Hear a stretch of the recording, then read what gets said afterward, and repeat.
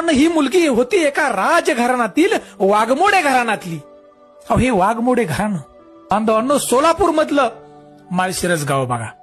आणि या माळशिरसचे पाटील वाघमोडे यांची मुलगी कमळू शिंदे त्यांच्या घरी गेले मान सन्मानाने अगदी आणि विचारलं की आमच्या मुलाला तुमची मुलगी द्या. हो त्यांनी मान्य केलं, परंतु आट घातली, मी माझी मुलगी देतो, परंतु तुम्हाला माझ्या मुलीच्या वजना इतकं सोनं द्यावं लागल, सोनं तुला करावं लागल बघा, वजना इतकं सोनं. कमळू शिंदे यांना धनाचा मतलब हा काळही कळाला नाही बघा. ते गेले घरी आणि जेवढी बकरी येत आपली लाखो बकरी होती बघा त्या टायमाला, त्या लाखो बकऱ्यांच्या गळ्यामध्ये एक सोन्याची पिशवी बांधली बघा. प्रत्येक बकऱ्याच्या गळ्यात एवढी त्यांच्याकडे सोनं होतं बघा. आणि त्या ठिकाणी ते घेऊन आले बघा वाघमोडे यांच्या घरी मिठाबाईच्या. लगेच सोनाची तुला चालू झाली. मिठाबाई ही सुद्धा देवीचाच अवतार आहे बघा.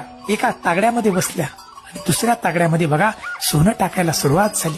कमळू शिंदे यांनी बकऱ्याच्या गळ्यातल्या ज्या पिशव्यात बघा बांधलेल्या सगळ्या एक एक काढायचं आणि त्या काट्यात टाकायचं. अहो सगळ्या पिशव्या संपत आल्या, परंतु मिठाबाईची तुलना जी होती सोन्याबरोबर म्हणजे वजन करण्याची तुला ती पुरी होत नव्हती.